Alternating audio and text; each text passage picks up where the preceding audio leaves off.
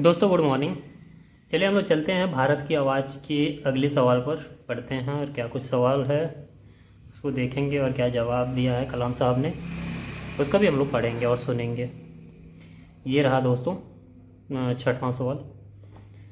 इसमें किसी ने सवाल किया है, आज व्यक्तिवाद देश में राष्ट्रवाद को पराजित करता नजर आ रहा है, जिसके कारण हमारी प्रगति रुक सी गई है, जिसके लिए हमें क्या उपाय करना चाहिए।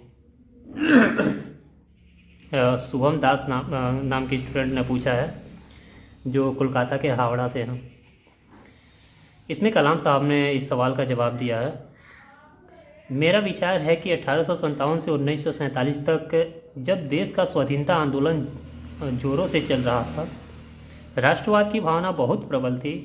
इसके बाद भी जब जब देश की सीमाओं पर युद्ध का संकट मंडराया, यह भावना प्रबल हुई। मुझे लगता है कि अब हमें देश के लिए एक दूसरा ध्येय सोचना और बनाना चाहिए, कुछ उसी तरह जैसे विदेशी सत्ता से मुक्त होने के लिए आज़ादी प्राप्त करने का ध्येय निश्चित किया गया था।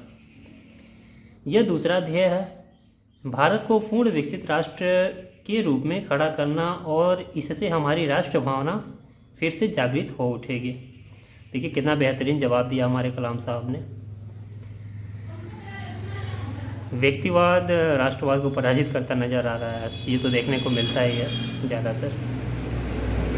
तो इसका जवाब जो शुभम दास ने जो सवाल किया है उसका जवाब कलाम साहब ने कितना बेहतरीन दिया है।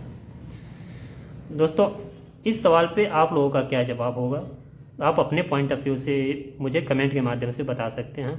और ये कलाम साहब का जो जवाब है ये आप लोगों को कैसा लगा, ये भी आप हमें कमेंट के माध्यम से बता सकते हैं।